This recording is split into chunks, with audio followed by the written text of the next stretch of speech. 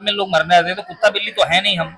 अच्छा, हमको 1000 साल जीना है। अरे क्या कहना है भाई, 1000 साल जीने के मजा आ लिए गया। अपने साथ अमर है, चाहे एजुकेशन हो या कुछ अच्छा कर्म हो, इन सब चीजों से ही आदमी। दोस्तों अभी रात के लगभग 10 बजे हैं और अभी फिलहाल हम लोग हरियाणा और दिल्ली के बॉर्डर पर हैं और एक छोटा सा ढाबा तो मैं नहीं कह सकता हूं। मैं यहाँ पे जितना भी ढाबा पे गया हूँ सब ढाबा एयर कंडीशनिंग है और काफी अच्छा ये लगता है कि सड़क किनारे जबरदस्त इंतजाम है।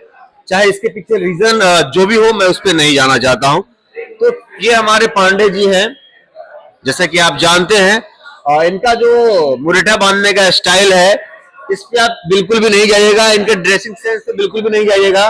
देहाती कहावत है, ये जितना खड़े हैं उतना ही जमीन के नीचे गिरे, ऐसा ही कुछ है इनके साथ भैया। तो इनको मैंने सुना, अब बड़ा प्रभावित किया इन्होंने, है ना। तो कभी किसी शायर का एक शेर हुआ था कि वो शेर ये हुआ था कि खामोश मिजाजी तुम्हें चैन से जीने नहीं देगी, खामोश मिजाजी तुम्हें चैन से जीने नहीं देगी, इस दौर में जीना है तो कोहराम मचा दो। ये जो शेर है ना, इनके लिए फिट बैठता है भाई साहब। तो सीधा सीधा मैं पांडे जी के पास ले चलता हूँ और इनका जो अनुभव है, इनका जो एक्सपीरियंस है, इनके पास ये हुनर है कि 1 मिनट में मामले को सलटाना जानते हैं। खैर उनके बारे में जाते बता देंगे तो महत्ता जो है, इंपोर्टेंस जो है कम हो जाएगी। हाँ पांडे जी शुरू कीजिए। देखिए, मैं क्यों किसी एक कार्यक्रम की बात करूंगा, जब भी बात करूंगा तो मैं ग्लोबल मार्केट की बात करूंगा, जब मैं हमेशा बड़े मार्केट की बात करूंगा। और आप बात कर रहे हैं कि भाई कैसे कोई कार्यक्रम हो रहा है, कैसे हो रहा है, तो देखिए, रसरी आवत जाते सिल पर परत निशान। वाह क्या बात। और बात यहाँ से शुरू होती है, कबीरदास की दुआ, कबीरदास जी का दोहा है। तो एक रस्सी जब आती जाती है तो पत्थर पर निशान पड़ जाता है। तो भाई जो आप नए लड़कों की बात कर रहे हैं, जो यंगस्टर्स हैं, जो नव प्रवेशी हैं, जो अब इंटरप्रेन्योर हैं, जो शुरू कर रहे हैं, कुछ भी शुरू कर रहे हैं, तो उनके लिए बस ये कहना है कि आप कहीं भी जाइए, क्या मिलता है क्या नहीं मिलता है, क्या हो रहा है क्या नहीं हो रहा है, ये बिंदु नहीं होना चाहिए। बस बिंदु ये होना चाहिए कि आपकी वहां धमक हो, आपकी वहां पहुंच हो, आपकी वहां आवक हो, आपकी वहां पहुंच। और जैसे ही आप पहुंचेंगे तो आप खाली हाथ नहीं आएंगे, क्योंकि खाली हाथ इसलिए नहीं आएंगे कि भाई कुछ तो सीख के आएंगे। अब सर आप क्या करते हैं जिसकी वजह से आपको यहाँ आना हुआ है? मतलब कुछ तो अलग करते होइएगा, तभी तो आप आज के डेट में इंटरनेशनल इवेंट में आप मौजूद हैं। कोई भी आदमी यहाँ है तो कुछ ना कुछ तो अचीवमेंट उसका है। तो क्या आपका अचीवमेंट है आपकी जिंदगी में, वो साझा कीजिए। देखिए, अभी तो हम लोग जो है, जो रोड साइड पीपल्स, जो मेंटली इल लोग हैं, उनके साथ काम कर रहे हैं। और अभी तक जो है 8000 से ज्यादा लोगों के ऐसे मानसिक रोगियों के करेक्शन में हम लोग रहे, जिनको लगभग समाज की मुख्य धारा में जोड़ने का काम किया, जिनको ठीक किया, जिनको और जगहों पे पहुंचाया, और मतलब कहीं ना कहीं से उनसे कनेक्ट हो पाए। उसी तरह अभी हम लोग जेलों में काम कर रहे हैं, उत्तर प्रदेश की 8 जेलों में काम कर रहे हैं। जेलों के अंदर जो मानसिक रोगी बंद हैं, या जो ऐसे कैदी बंद हैं जो मानसिक रोग की तरफ बढ़ रहे हैं। अच्छा। क्योंकि जेल में जाने के बाद बहुत सारी यात्राएं, बहुत सारी परेशानियां, बहुत सारी समस्याओं का सामना करना पड़ता है। तो उनके साथ जेलों में 8 जेलों में काम कर रहे हैं हम लोग, और उनको काउंसिल करके, ठीक करके समाज की मुख्य धारा में जोड़ने का प्रयास कर रहे हैं। मतलब आप जो है इंडिविजुअल वर्क कर रहे हैं, इसमें गवर्नमेंट का कहीं से कोई सपोर्ट वगैरह कुछ ऐसा नहीं? देखिए, ऐसा है कि गवर्नमेंट कोई आदमी कहने तो आया नहीं था कि आप ये करिए, ये हमारा शौक है और मैं कर रहा हूँ। क्या बात है।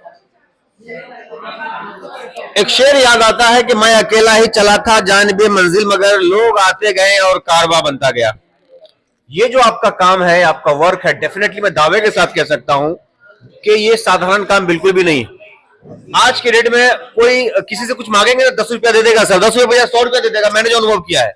लेकिन समय कोई नहीं देता है, और आप यहाँ समय दे रहे हैं वैसे लोगों के साथ जिनके पास कोई आगे पीछे नहीं है, वैसे लोगों के उत्थान के लिए काम कर रहे हैं। डेफिनेटली आप देश में जो है क्रांति लाने का काम कर रहे हैं। आप जैसे लोग हर जिला में, हर समाज में होने चाहिए, यही हमारी उस मालिक से दुआ है। और सर क्या क्वालिफिकेशंस वगैरह है सर आपके? सर घर के लोग कैसे बर्दाश्त करते हैं आपको? ये उनकी, अब देखिए, हर आदमी जिसे लगता है हमको बर्दाश्त कर रहे हैं, ये सब लोगों की हिस्सेदारी है। जब इस तरह के किसी भी फील्ड में जो भी लोग बढ़े हैं, तो वो अकेले नहीं बढ़े हैं, पूरा परिवार भी उनके साथ ही चलता है, वो उनके साथ ही बढ़ता है। घर के लोग आपसे नाराज नहीं होते कि क्या ये अलग सेवा सत्कार में लगा रहता है, जो है ना, ग्रेजुएशन करके कहीं जॉब पकड़ता, पैसा पीटता, बिल्डिंग ठोकता, 2-4 कट्ठा जमीन वगैरह कहीं कहीं टाउन में खरीदता?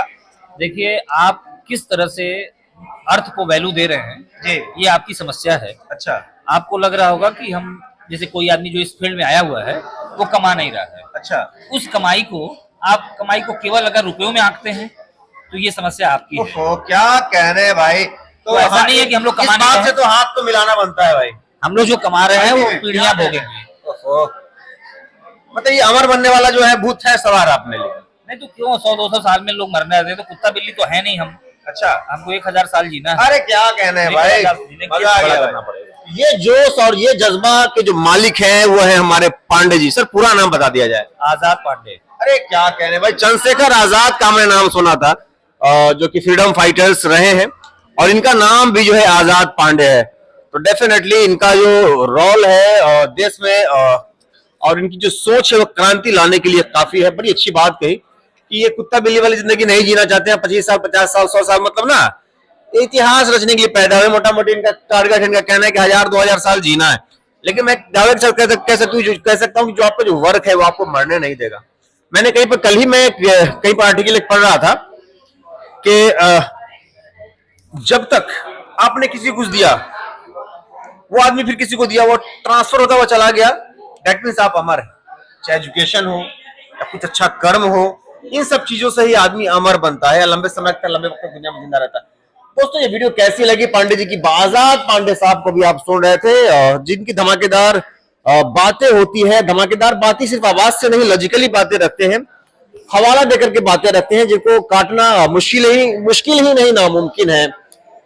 फिर मिलते हैं दोस्त अगले वीडियो में नए मेहमान के साथ। तब तक के लिए विदा लेते हैं इस वादे के साथ कि फिर अगले वीडियो में इसी तरह के धमाकेदार व्यक्ति को लेकर के मैं अपने चैनल पे आऊंगा, जिसके लिए मैं जाना चाहता हूं। एजुकेशनल मोटिवेशनल वीडियोस के लिए इस चैनल को लाइक करना, सब्सक्राइब करना बिल्कुल भी आप नहीं भूलेंगे। विदा लेते हैं।